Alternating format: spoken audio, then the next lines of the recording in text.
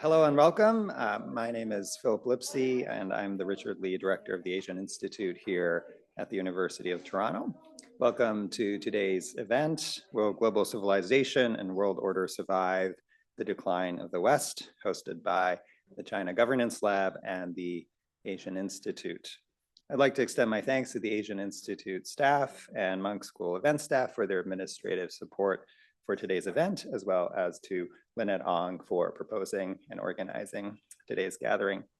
Before we begin, we wish to acknowledge this land on which the University of Toronto operates. For thousands of years, it has been the traditional land of the Huron-Wendat, the Seneca, and the Mississaugas of the Credit. Today, this meeting place is still the home to many Indigenous people from across Turtle Island, and we are very grateful to have the opportunity to work on this land.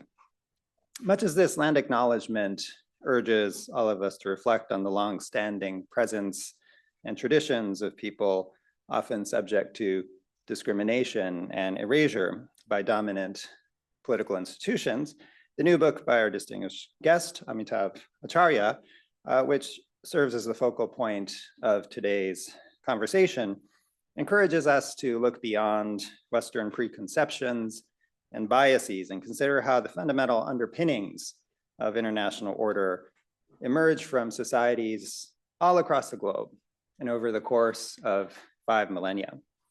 It encourages us to recognize the pluralism and multitude of diverse voices that underpin the order today and ultimately provides grounds for hope and optimism, even amid the instability and backsliding that seems to characterize much of what we observe in the Western world today. If you haven't had the chance to read the book yet, I would strongly encourage you to stay after the end of today's session, where you'll have an opportunity to purchase a signed copy of the book. I'll keep the introductions very brief so that we can maximize our time for discussion. Our first speaker will be Amitav Acharya, Distinguished Professor and the UNESCO Chair in Transnational Challenges and Governance at the School of International Service, American University. Previously, he held professorships right down the street at York University. Very far down the street. That's a good correction. And University of Bristol, along with fellowships at Harvard and Oxford. He's published numerous articles in leading academic journals, as well as media outlets, and he will be opening today's discussion by drawing on his excellent recent book, The Once and Future World Order. Our first discussant will be Stephen Bernstein, Distinguished Professor of Global Environmental and Sustainability Governance, Acting Graduate Chair of Political Science, and Chair of the Department of Political Science at the University of Toronto. Those are actually 2 different jobs. I'm not repeating myself, at Mississauga, and co-director of the Environmental Governance Lab at University of Toronto. He's published over 90 articles and chapters, as well as 5 authored or edited books, including most recently Norms, Practices, and Social Change in Global Politics. Our second discussant will be Lynette Ong, Distinguished Professor of Chinese Politics at University of Toronto, a leading scholar of Chinese politics and political economy. She directs the China Governance Lab here at the Monk School.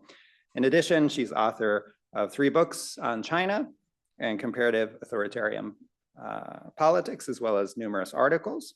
Her latest book, Outsourcing Repression, has won 7 Best Book Awards, among many other accolades. She's been appointed non-resident senior fellow of the Asia Society's Center for China Analysis and the Asia Pacific Foundation of Canada. So without further ado, I look forward to an engaging event. Please join me in welcoming Amitav Acharya to the podium.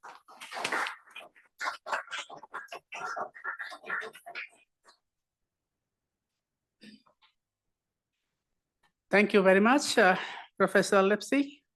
And I hope I'm pronouncing your name right. But you are the only one I do not know, haven't met before, but Steve Bernstein used to be a graduate student, just finished when I was living just across Lawrence and George. I started my career as an assistant professor at York. And of course, Lynette Ong, thank you very much for inviting me. I mean, she's the one who got me basically, the initial approach I made for giving a book talk was to Lynette, and she's a good friend for some time. I do have a U of T history. So back in the good old days, there used to be University of Toronto, York University Joint Center for Asia Pacific Studies, so a joint center. And so while I was based mostly in New York and living in Lawrence and George, we had an actually office here where I used to be the Toronto I Bank, and I don't know what it's called, the right in the Spadina, the big castle-like building. I actually had an office there. And I always ask my students to meet me there rather than me going all the way to York. And we organized a lot of events together. And I think Julia Bentley would know this, Ambassador Bentley. Now it's called York Center for Asian Research. And I think U of T unilaterally broke up the relationship, if I remember correctly. But a lot of memories in this area. I lived here, this area particularly, for 6 years out of my 11 in Toronto. Right, without further ado. Time is short. I have a lot of things to say. I have this bad tendency to go over time, so please give me some warning and hint.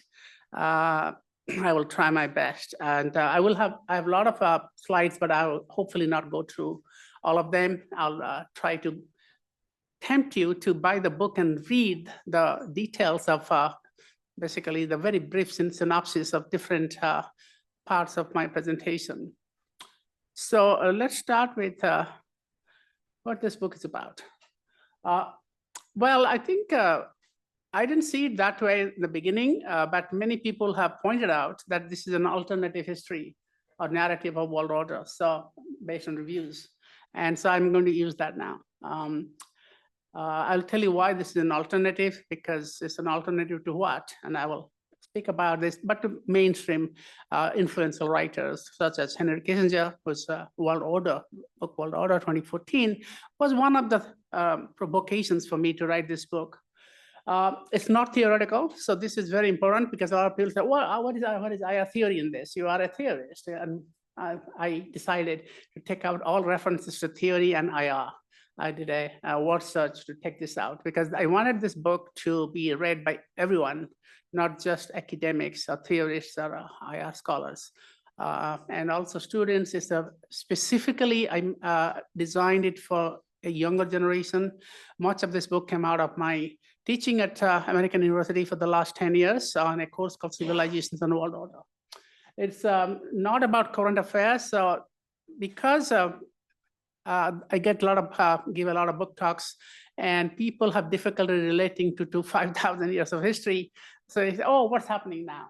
What's Trump going to do? I mean, it's a lot of the conversation comes around to what's happening today. This morning, I gave an interview with CBS News, and all the question was, okay, what's the difference about this year's UN General Assembly meeting, which Trump is going to address tomorrow, and previous years? So there is a chapter in the end, and also the framing is a bit contemporary, but I think 90% of the book is historical. And I think I'll keep it that way. And I don't predict, but I anticipate. So using long history to say what might be the main drivers for the future, but rather than say this will happen. And my philosophy is history does not repeat itself, but history can give you or suggest pathways, possibilities of different types of world order. And some of my writings since then, the article in Foreign Policy, for example, a couple of weeks ago, talks about how you can use history to think about different types of world orders, like multipolarity. That multipolarity was there in the past, in the Mana system, 1500 BC, or think about human rights, think about ecological, or what we call sustainable development now. And so there are many things you can actually, freedom of seeds, also another thing you can talk about, or norms you can talk about. So that's the way that the world order has evolved. And of course, there are massive major changes, but some things don't change at the very fundamental level, because human beings, being human beings, and I think animals probably do the same thing, they tend to find similar solutions to similar problems through history. And that's what this book tried to tease out. Right, okay. Key arguments are 4, could be 5, but I reduced it to 4. And the number 1 is the most important one. That's basically what the book is about. So creating world order, which I define very broadly, ensuring stability and dispelling chaos Chaos is a kind of a code word because Egyptians used chaos versus order 3000 BC to talk about their idea of world order. So Maat and Isfet, if you know Pharaonic language, that's what it is about. And many civilizations are reproduced. From them to the United States, we are defending order and dispelling chaos. This is common to Persian, Indian, European, and Mongolian, you name it, and Roman civilizations. So I keep to that sort of traditional classical metaphor. Is a large part of the world at a given period of time. So there is no such thing as global order. It's actually most world orders are regional or inter-regional. Even the British and the American world orders never really influenced the same way all parts of the world. And in a given period of time, world orders come and go, just like nation states.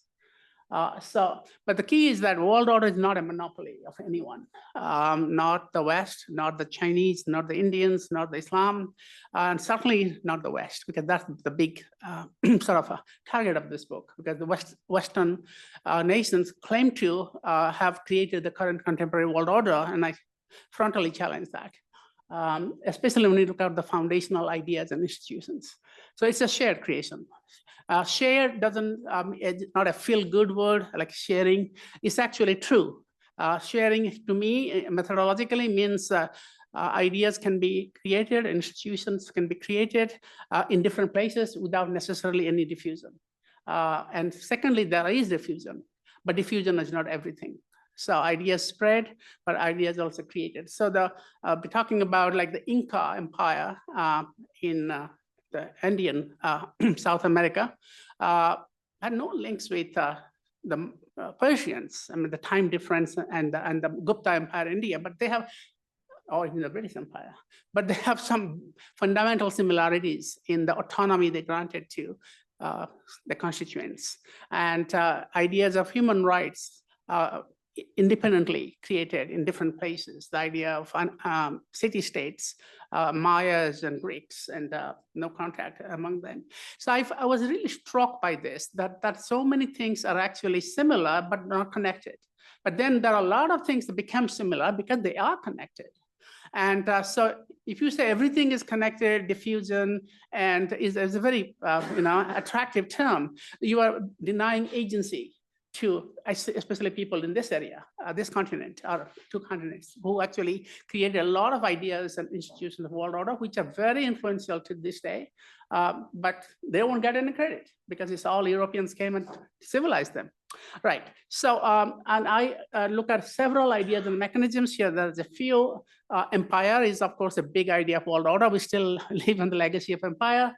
But independence of states, what we call sovereignty, but I look at very fundamental ideas behind sort of the most recent modifications and reifications.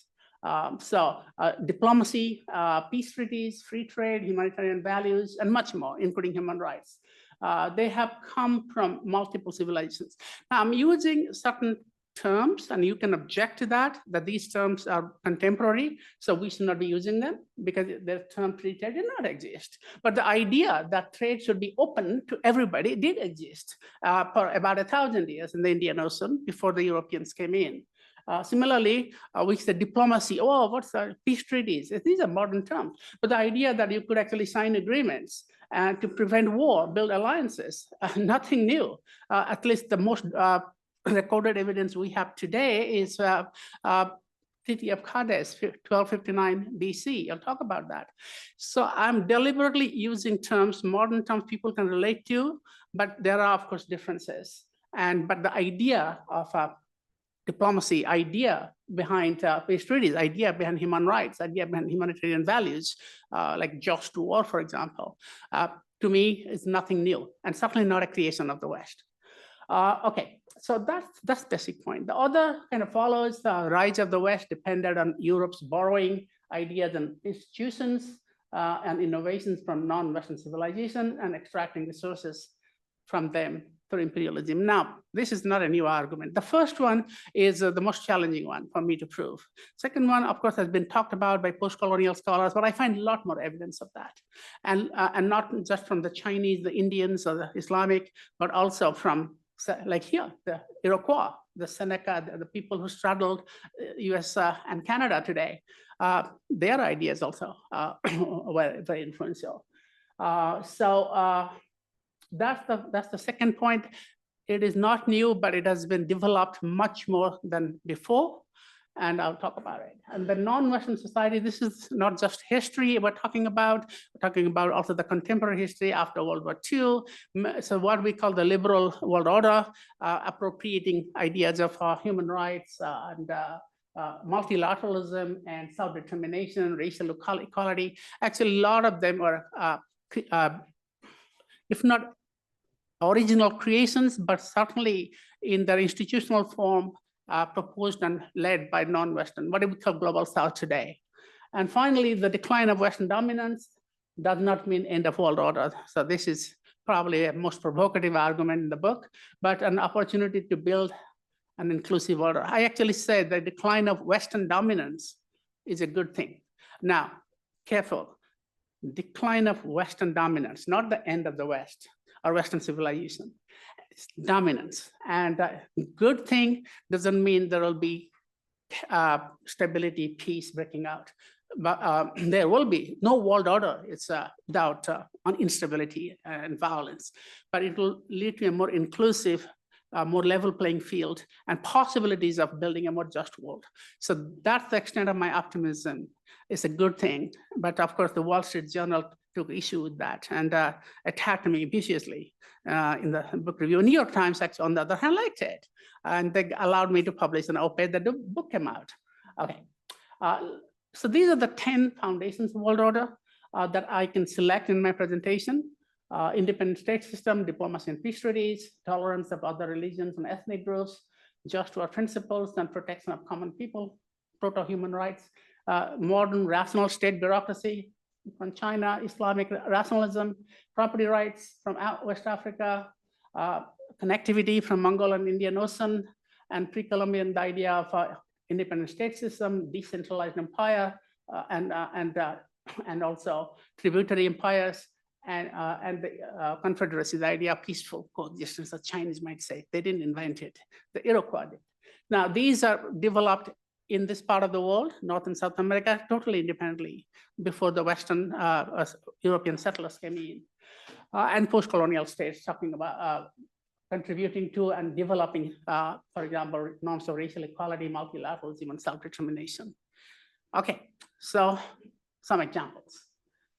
This is the Treaty of Kadesh, 1259, between Hittites and the King Ramses II, one of the most conquering pharaohs of Middle Kingdom, as a new kingdom of Egypt. So this is actually written in stone, available in 2 versions, one in Egypt, in the Ramses Temple, and one in the Istanbul Archaeological Museum. You can see diplomacy and peace treaties, non-aggression, but very similar to the UN Charter that don't attack. The great ruler of Hatti shall not trespass against the land of great ruler of Egypt. So will not trespass against the land of Hatti, and vice versa.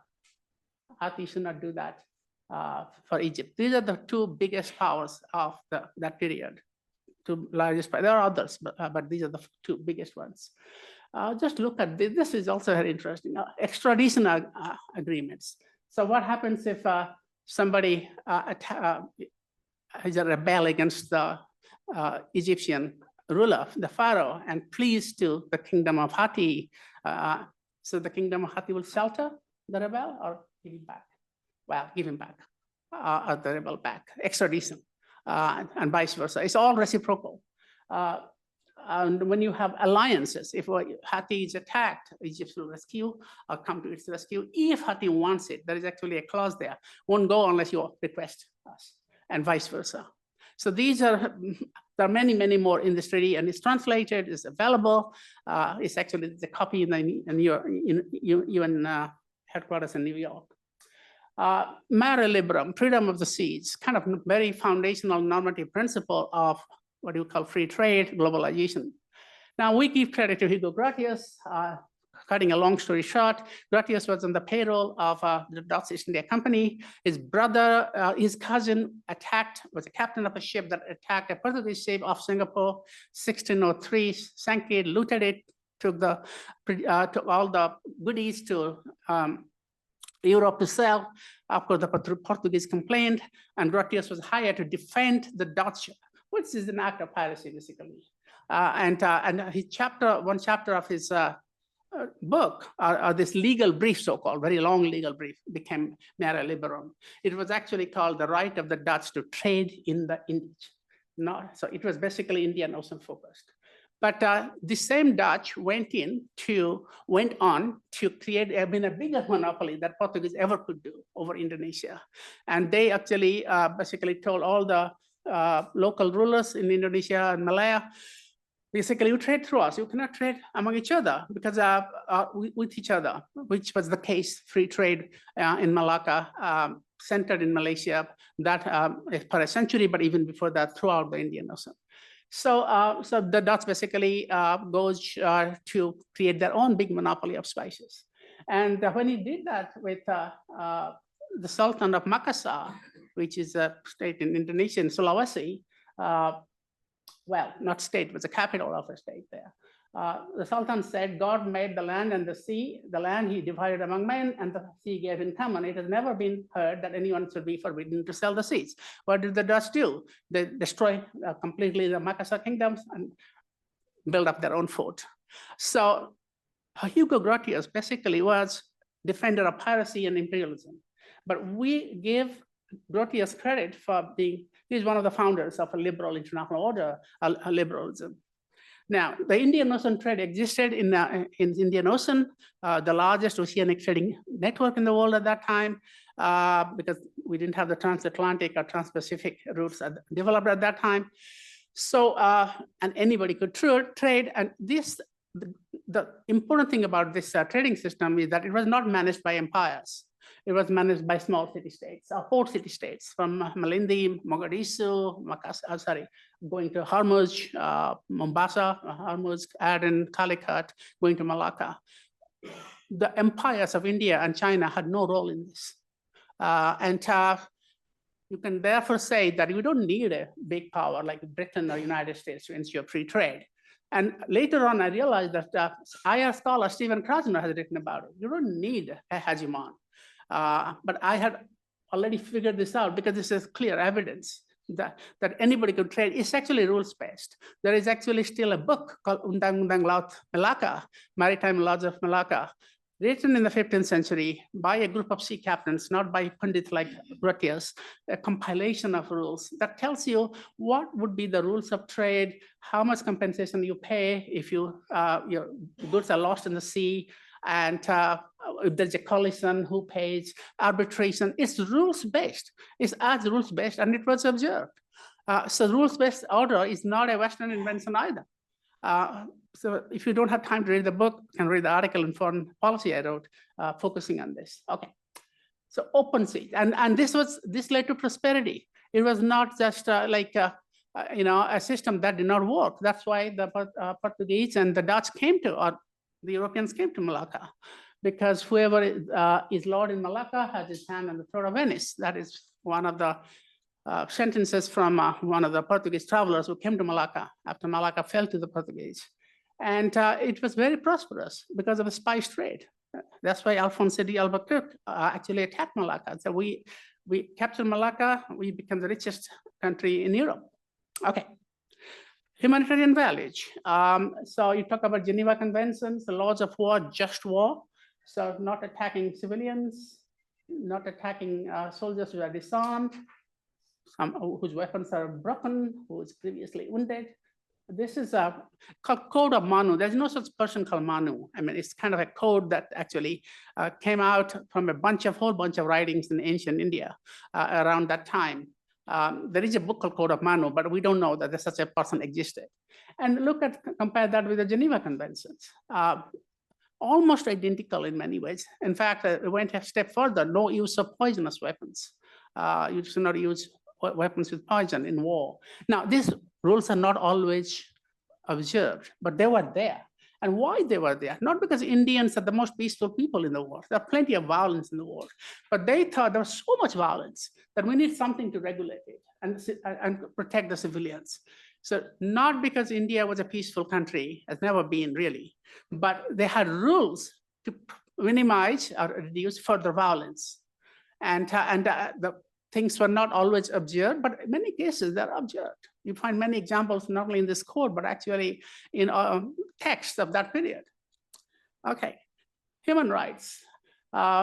Edicts of King Ashoka. Now, you can say human rights are rights you get against the state, but what about, there's no such thing. Those kind of human rights only came much later. Most earlier conceptions of human rights, whether in ancient, so-called European, non-European civilizations, were kind of sanctioned by the state.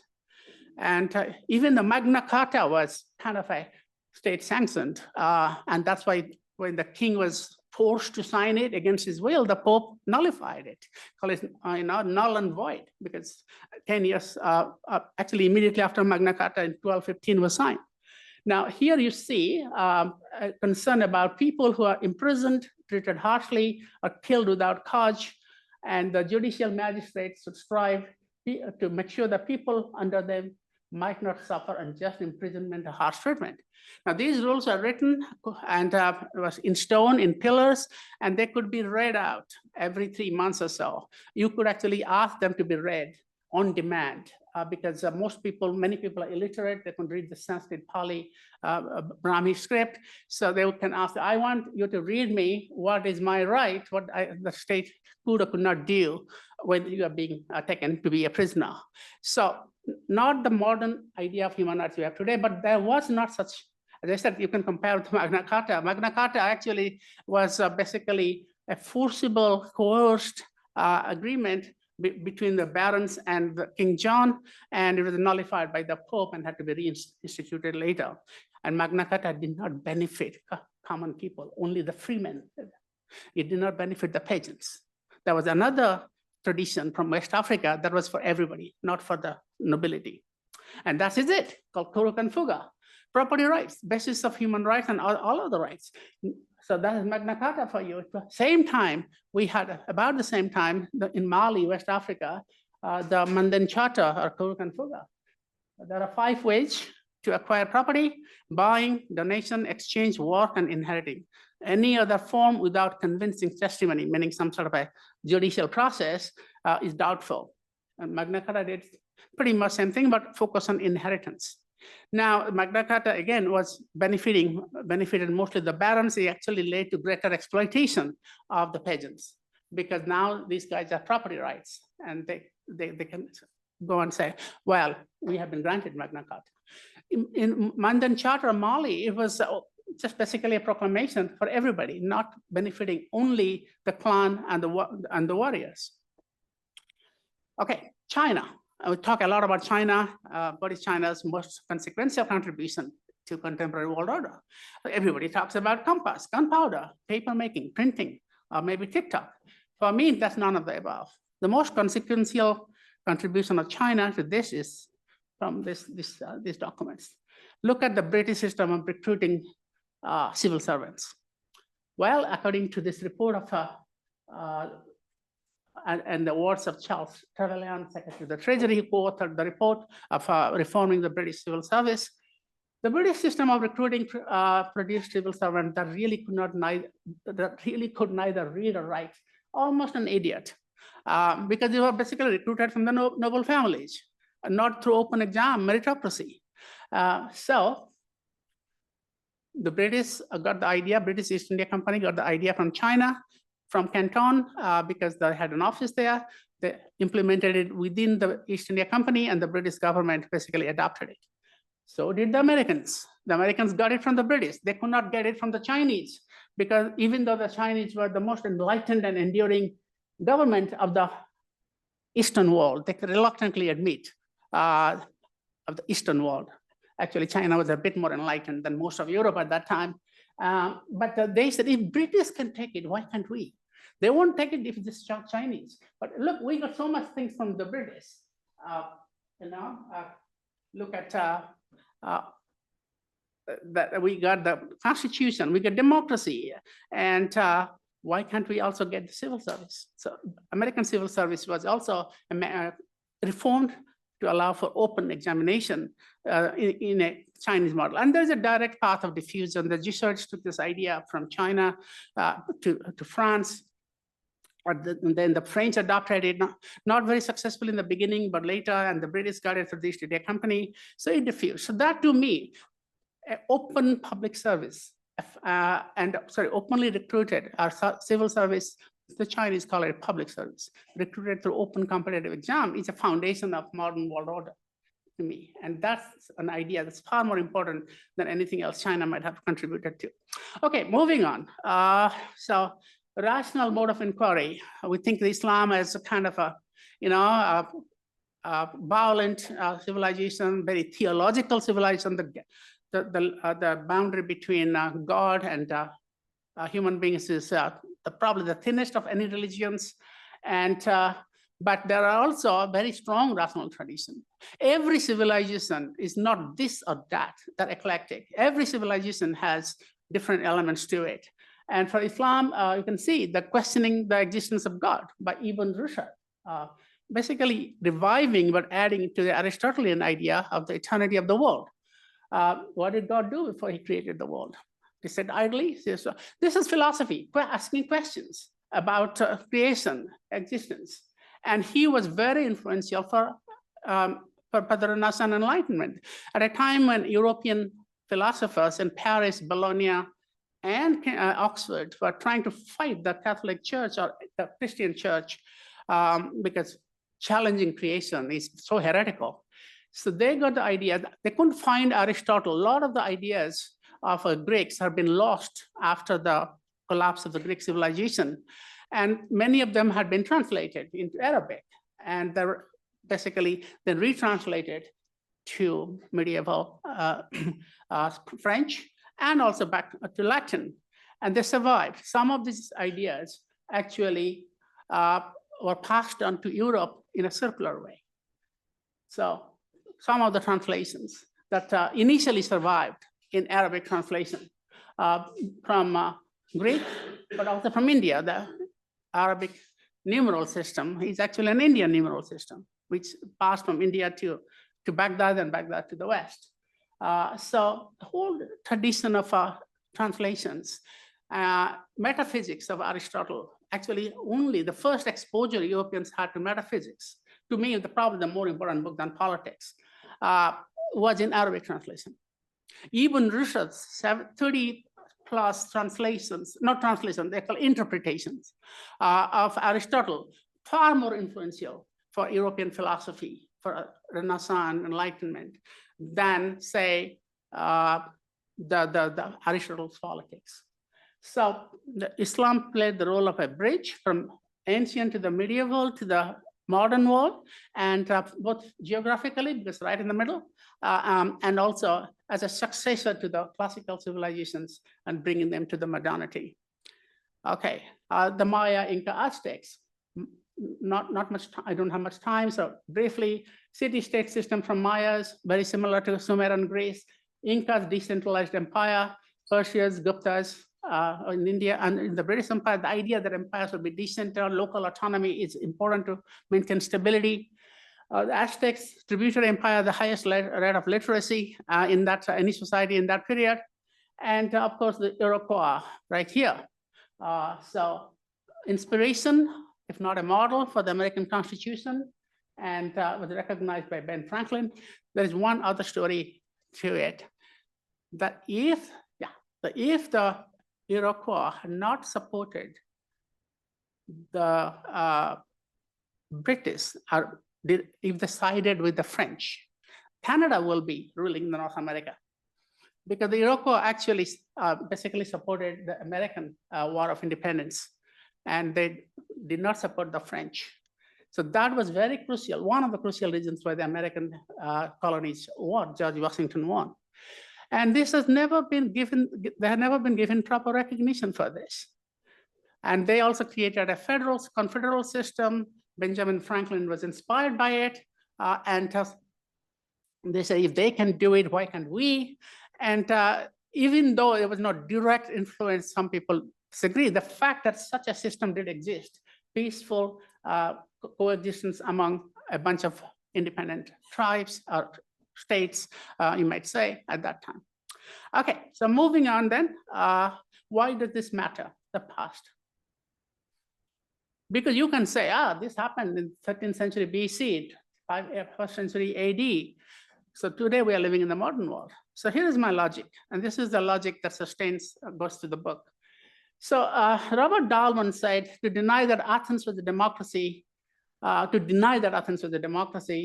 because Athenians did not have basically universal franchise, didn't have a lot of things like modern democracy looks like. It's like saying the Wright brothers what the Wright brothers invented was not an airplane, because the early machine so little resembled what we have today, like Singapore Airlines, the great way to fly. Well, the Greeks didn't have individual liberty. The concept of liberty in Greek city-states was not individual, it's the liberty of the people, a polis. So imagine democracy without individual liberty.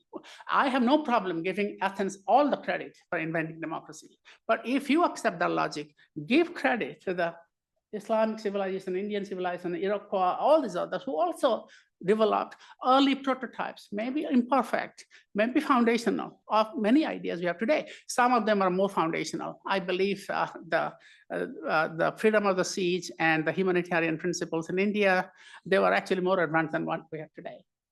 Okay. So I know I'm running out of time, so I'll stop. I think the West got a lot of help from ideas and innovations from other societies. Some of this has been written about, but there's a lot more. But I actually take issue with Neil Ferguson, whom I happen to know, and nothing personal here, absolutely, that basically arguing that colonialism had nothing to do with the rise of the West. I said, he calls it the killer apps of competition, property rights, science, medicine, consumer society, work ethics, developed by Europeans in Europe. I think that's only a very partial truth to it. I mean, Europeans did a lot of good things and a lot of innovative things, but they got a lot of ideas, prior non-Western innovations and connections, including connectivity, and then added imperialism, slavery, and scientific racism.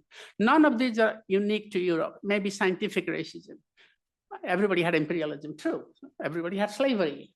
But combining this together, the three things at a given point of time with the capitalist roasting pot is a distinctive contribution of the European civilization. Okay, stop here. I have a few things to say, but I really don't want to take time. But I just wanted to say that the reason why I come across optimistic is something that I wrote in New York Times the day the book came out. And at their encouragement, the editors are very supportive of this, but they wanted fact-checked every single word. That it gives you a certain sense that, okay, the decline of the West is not the end of the world. There are other traditions, other defenders of world order, and we just have to work with them, rather than say it's all, the sky is falling on our head. That is the extent of optimism. No world order is free from violence and disorder. And I therefore think just one last thing. This is why I wrote this book, one of the reasons. This is the standard Kissinger's book, World Order, still the bestseller. And see, the first chapter, Europe, second chapter, Europe, Islam, world and disorder.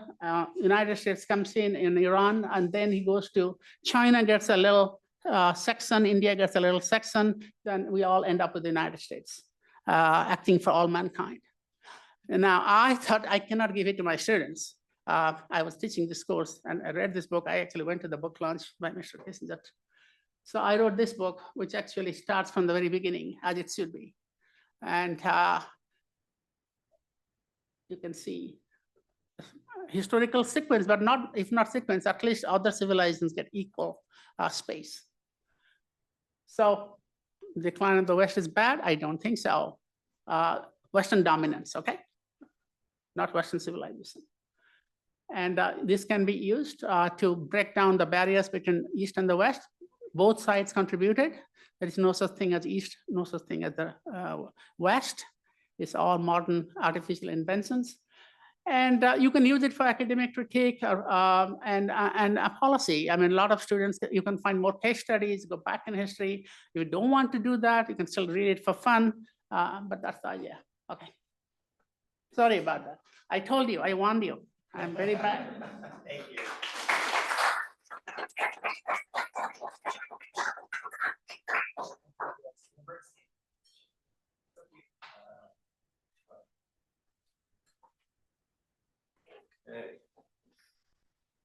Thank you very much. It's a great honor to be asked to comment on this really magnificent book. And the reason Amitav, I think he could have actually spoken for another half an hour because there is so much in this book. But let me give you just sort of maybe a little history of Amitav, and then engage with some of the ideas in the book. So I first met Amitav about 25 years ago, I guess, as he mentioned, when I was still a graduate student. And at the time, he was already doing some groundbreaking work in IR theory. The early work that he did was highlighting, even at the height of triumphalism of the post-Cold War era, that the world order that we were living in at that time wasn't solely a top-down affair. It always intersected with existing cultures, with existing traditions, with localities, with regions that had their own identities and long history. That work was very subtle in a way.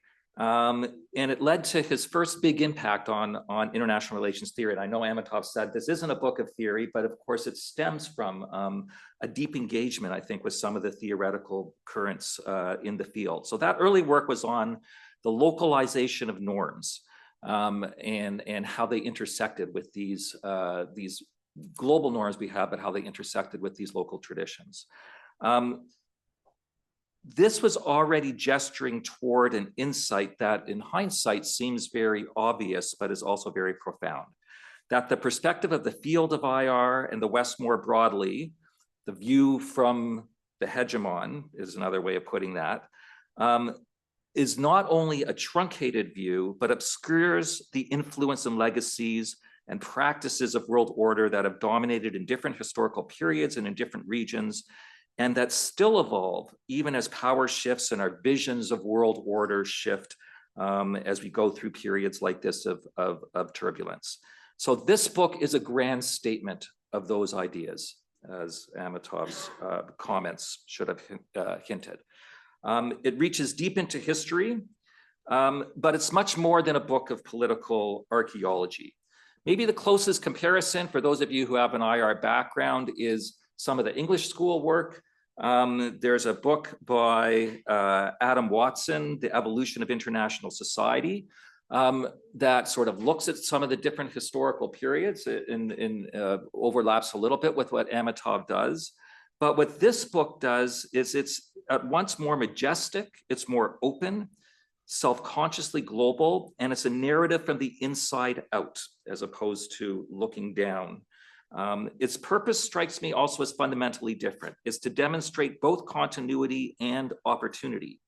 It really is a work that shatters the Western story of decline to one of reemergence and pluralism of global order. I think that's the overarching message. And in this sense, it's much more in discussion and conversations rather than with Western scholars, with overlapping Western and non-Western scholars like Fernand Braudel or historical figures like Ibn Khaldun. And I think those are the conversations that the book engages in, and I encourage you to dig into it and see how those conversations play out. As has been already discussed, what the book does is it highlights that many of the pillars of world order that we want to preserve, diplomacy, economic interdependence, protection of people in war, concern for the environment, even contemporary notions of sustainable development, cooperations among major powers, ideas of republicanism, rational and philosophical inquiry, these all have roots in other civilizations.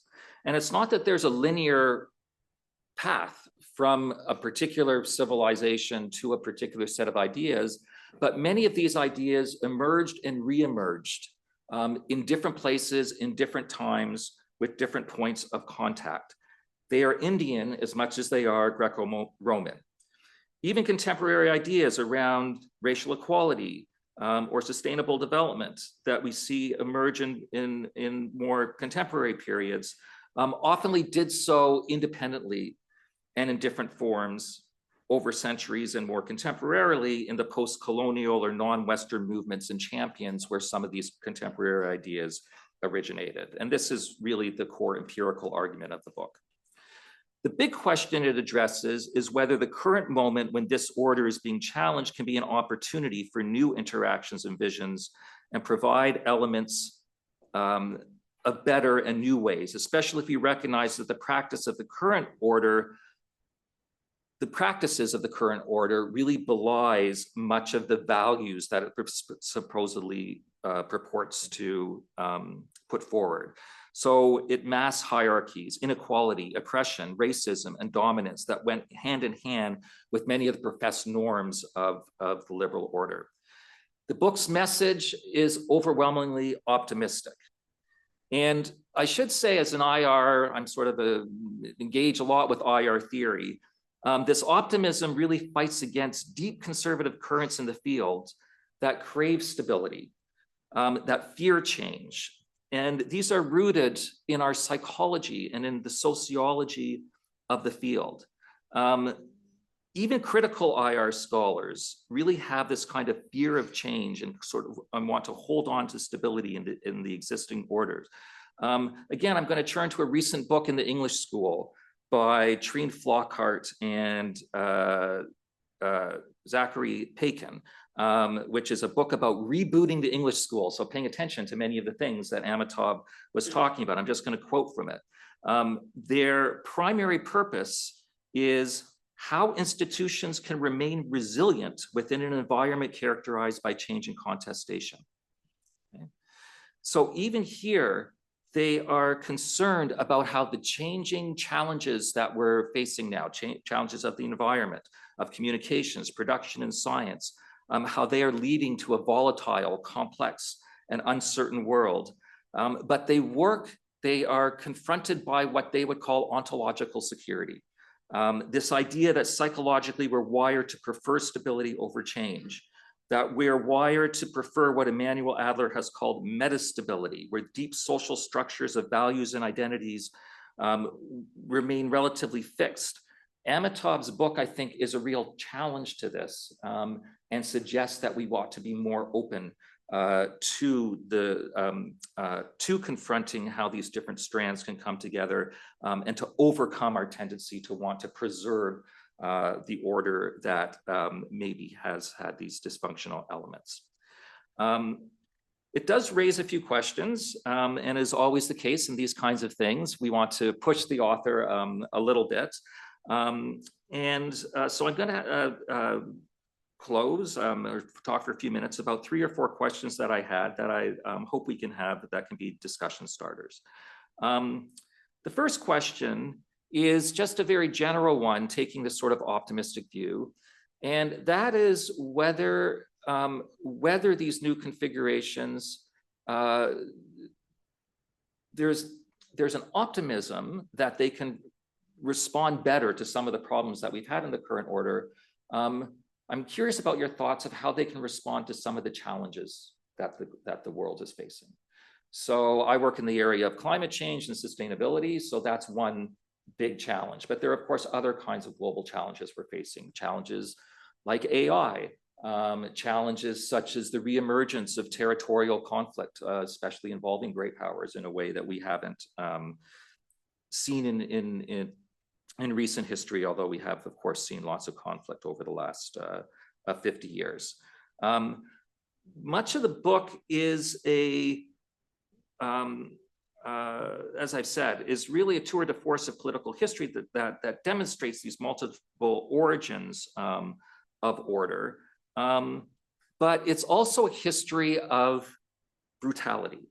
It's a history of comparative orders and how these all of them have imperialistic tendencies, that these two are not a Western invention. And so one wonders when these different strands of order, or in this more plural system, when they come together, how it is that there might be, what arrangements might we have that pull out the more positive opportunities in order to not reproduce the kinds of dysfunction that we've seen in the class.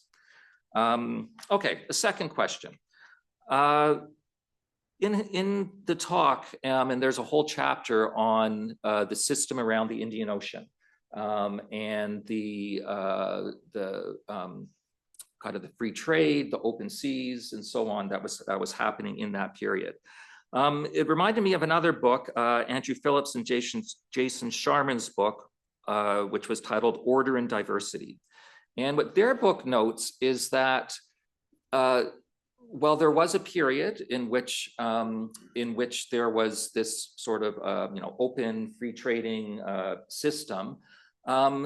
After starting in the 16th and 17th centuries, there were multiple orders that were intersecting at that time. So you had the Europeans coming in, disrupting that order, but it coincided with an existing order. And when I was reading that, I thought, well, this is kind of what maybe you're describing now, that this is kind of the what was the term you used? The multiplex, yes. Not the movie cinema multiplex, the multiplex. The first multiplex was built on Bloor Street. And you didn't know, that's right. Okay, there you go. Okay, so multiplex is a metaphor that Amitabh has worked out in other writings, but comes up here as well. And I was wondering what we might learn from periods like the 16th, 17th into the 18th century of the Indian Ocean system, in terms of what we might learn from that today, and whether we can see if the orders are going to be intersecting, there's not going to be a dominant order, what we can learn from these earlier periods. I guess the third sort of question point is that it's more a comment, but I was really intrigued and found the theme of good and evil very compelling. So this runs throughout the volume. He points out that in many of the civilizations and orders, this is something that is both manifest in the philosophy, but also in the practices of empire. So in China, you have Confucianism on the one hand and the Qin dynasty on the other hand. So you had ideas of mutual respect, peace, responsible for welfare in exchange for loyalty, versus a kind of harsh legalism and absolute rule intersecting.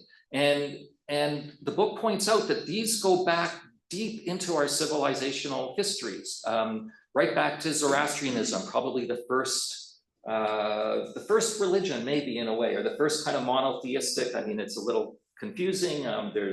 But this idea of good and evil, but in a kind of overarching sort of universal spirit. And of course, it plays out in liberalism too. During the Western period, we have periods of the promotion of the liberal values that we're all familiar with, and we also have periods of fascism. And we see some of those battles still playing out today. So again, I thought, maybe this is the next book, but it could have gone even deeper into this dichotomy.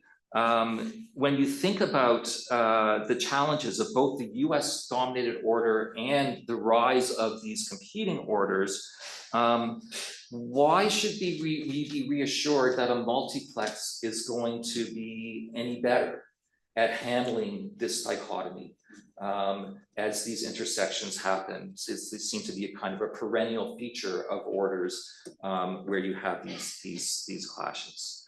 And I think I'll end with one last point, which is one of the great things, again, about the book, is that even when there are these sort of this view of these dominant orders, Amitabh presents a kind of optimism that new ideas can come from different sources, and points out that the opportunity is that freed from dominance, that there should be, or there's an opportunity for the flourishing of many ideas that right now might be, that there might be a resentment of because they seem to be imposed. And one of the examples that he gives is the responsibility to protect. And I was actually thinking about this before I read it in the book. And Amitov points out that this idea was not a Western invention. The Organization of African Unity played a big role in its origins. And it was a connection of that with existing institutions and so on that brought that idea forward. An Algerian diplomat, an Indian-born scholar, and an Australian, coming together to bring up this idea about responsibility to protect. Similarly, we can look at other works that have highlighted that our modern notions of human rights are as much a product of Jamaican diplomats and Nigeria as they are coming from the kind of Western tradition after World War II. And in fact, some of those ideas pushed further. Ideas like, for example, concerns about racial inequality, which were not dealt with or were suppressed by the West because they were threatening to the United States in particular. So my fundamental question here is, there is just a few hints of the question of universal values. So the book tends to, if you first read the book, you sort of get this idea that there's this great concern about universal values because they always seem to be imposed in some way, or they are linked to the imposition. And yet, when you look at ideas like an R2P, or some of the ideas that there's optimism around being promoted, even in these orders that may not be conducive to things that we might universally want. The question to me is there room for universal values in a multiplex world? And again, going back to something I said earlier, how do we create institutions or space in order for those universal values to come out? So I love the optimism. I'd like to hear more about how it can be fulfilled. So thank you very much for those provocations, Amitov, and for a simply fantastic book. Thanks so much. Great, thank you. Next we have Lynette Ong.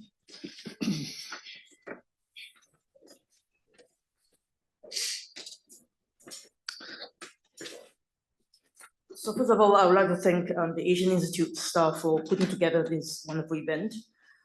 Very pleased to be working with Professor Philip Lipsey to organize this book talk. Philip is the new Richard Charles Lee Director of the Asian Institute, and also a leading Japan scholar. As Amitov would argue, this is no longer a US-led world, nor is it a China-led world. It is an Indo-Pacific century and beyond. So it's only appropriate that we have a leading Japan scholar now to be leading this institute. So I remember about a decade ago, Amitov was here at the monk school, 1 Devonshire Place, to talk about his then new book, The Multiplex World, akin to the idea of a multiplex cinema. So very, very good to be welcoming him back to talk about to launch his new book now, The Once and Future of World Order. So in this book, as I see it, Amitov invites us to imagine a world that transcends culturally exceptionalist narratives that focus solely on the worldviews of a particular civilization, be it the US-centric liberal order or the Chinese world order. It is an ambitious book. It is a very thought-provoking book, very well-researched, that I think provides hope for a world that is anxious about how Trumpian politics will upend the world.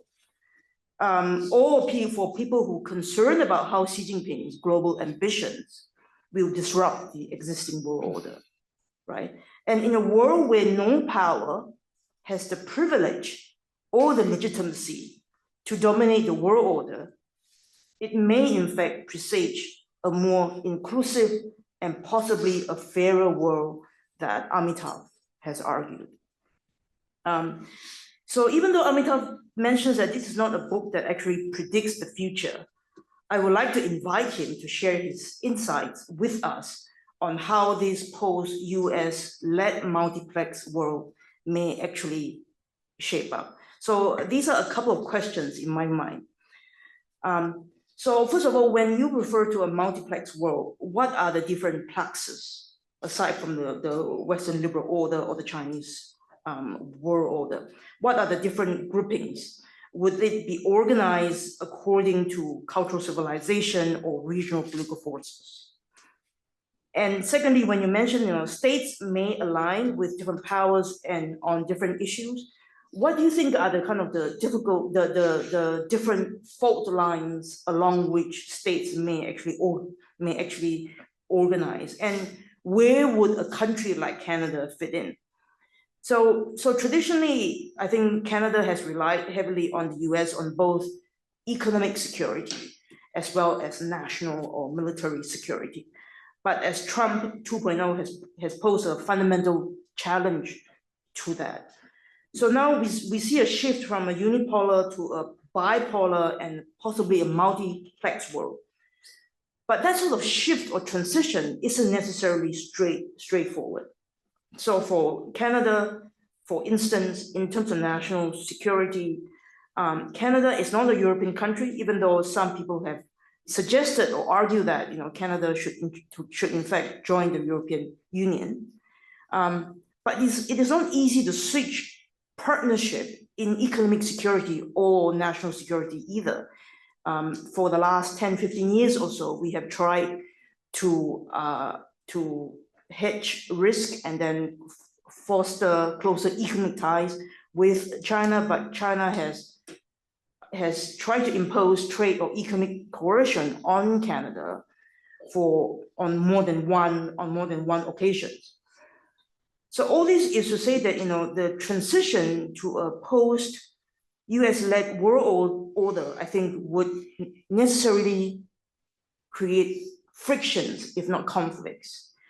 And who is going to manage the friction and conflicts?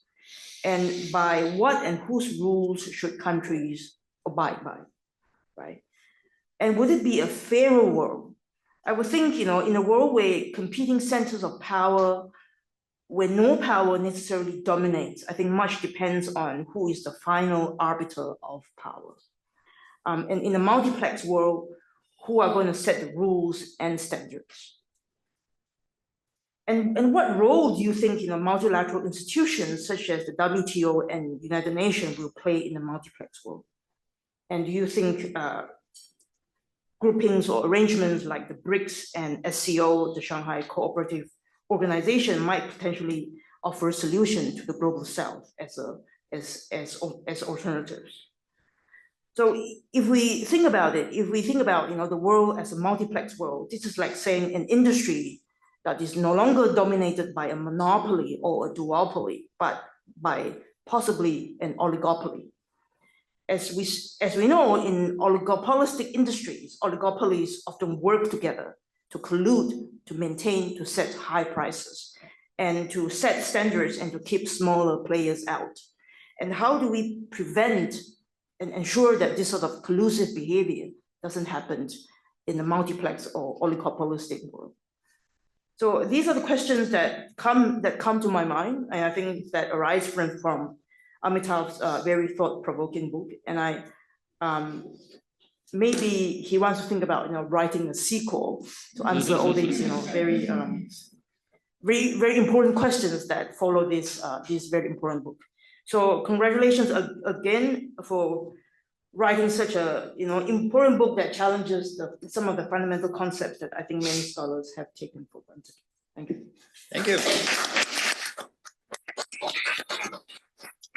So we have about 15 minutes. Amitav, would you like to open up? Maybe you should open it up for some comments and I can take them on the end. Oh, at the end? Yeah. Okay, absolutely. All right, so. I remember I take note of the points, questions, I'll try to address them, yeah. Okay, so why don't we open the floor for questions? Yes, the gentleman there. It's a good excuse also to stand up. First of all, I'd like to thank you for your presentation, adumbrated by two very compelling discourses. And my comment question is, what is being implied is that judgment matters as opposed to strict facts, that you need to have a background and you need to be thinking broad ranged. And this is what I suspect, Professor Amitov, that you are intimating, whether directly or indirectly, that the more things change, the more things stay the same, because human nature is human nature and power is power, and how power is used and how power abused is almost timeless. Thank you.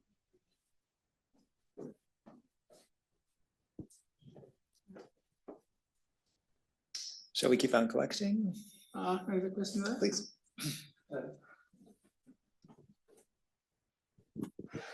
Hello, yes.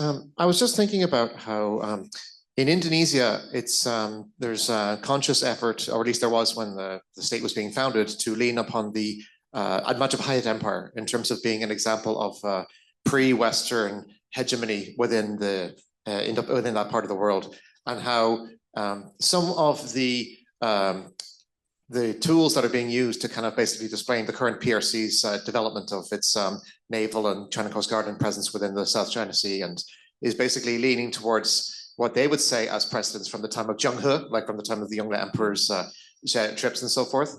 And also those concepts that existed even at the time in terms of having to make sure that trade was free from piracy, as to whether or not that piracy was actual classical piracy, or if it was, for example, during the Ming Empire, when overseas trade, but that wasn't tribute trade, was basically decriminalized and basically was treated as piracy by default, and what impact that had on the state and so on.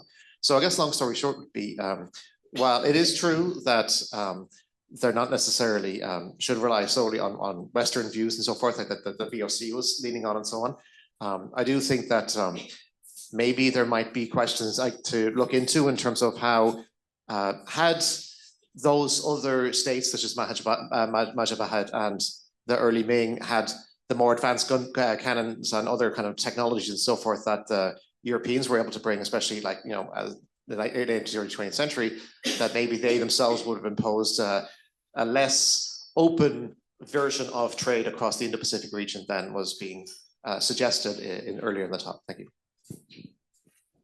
There's in the back there, yeah.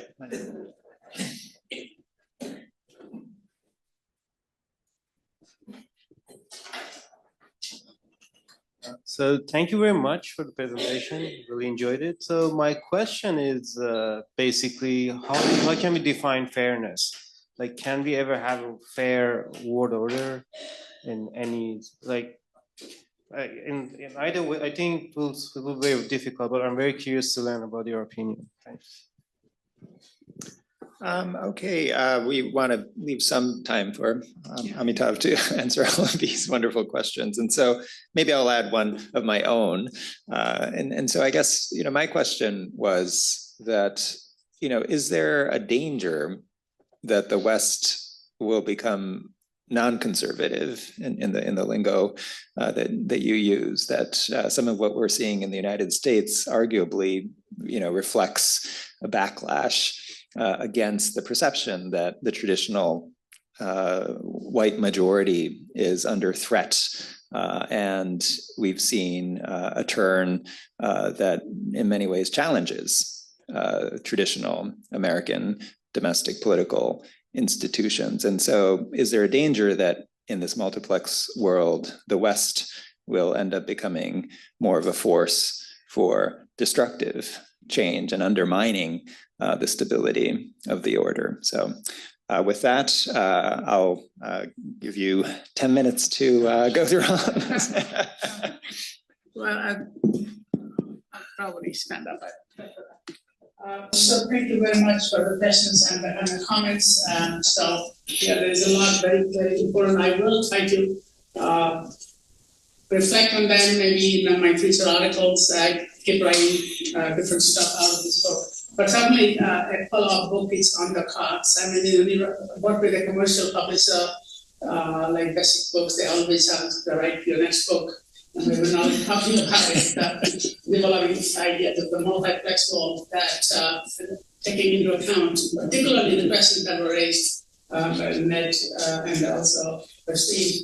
So I will definitely take that into account. To address some specific questions, I'm going to clarify the big point. My optimism is not, it is optimistic, and I actually am happy that you read it that way, that even compared to critical IR theory, general IR theory, general pessimism, and the liberals used to be optimistic, now they are the most pessimistic. So I think it's good to be a little more optimistic, but it's all relative, right? So the basic thing is, I have never found a single world order that is entirely peaceful. The liberal international order was very violent, depending on who you ask. So 97.3% conflicts in my Acharya, but I got it from a British scholar, were in the developing or the global south. So only Europe and the West did not have conflicts. They are engaged in conflict outside of the West, but not in the West. Now with Ukraine and all, we have a bit of a test of conflict right in the heart of Europe. So the liberal world order was not very peaceful for most of the people in the world. So why do we then have to think that it will become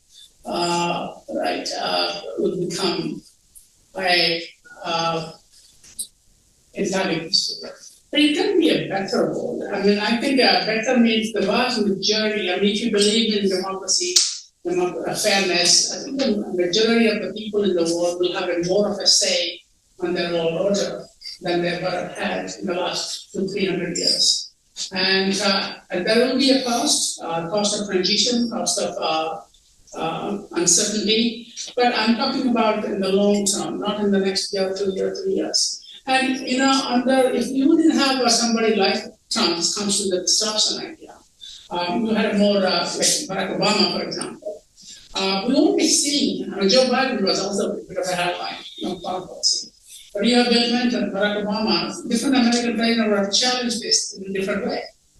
So I think leadership matters, and it is possible. It's possible to find space for positive thinking. And why? Because the range of stakeholders for a peaceful, just, inclusive world is much greater than a bunch of leaders, countries in the West. So that is kind of broad optimism of this book. And it's always good to give an alternative view when everybody seems to be, the consensus seems to be pessimism. To go to more specific questions about I did want to emphasize that the first, what do you call it, duoplex was actually here in Toronto. There was different mythology about it, whether it was in Blur and Bay or Sinclair and no, but it was here. So that means you don't have to wait for one movie to finish before you see the other movie. You can see two movies at the same time, and that led to a theater in Ottawa, which actually had more than two. So Canada was at the forefront of multiplex world, and you can read up on this. Okay, one was called Hollywood Theater, in Ottawa was called Elgin Theater. Okay, so I want to also talk about the question of Steve mentioned about the book valuation and others, the idea of some trade, and after the 1600 it became fragmented. That's basically my point. The trade was actually quite united, but free. Anybody can trade. So Malacca had about 56 nationalities sitting there, and the trade was not interfered by the Sultan.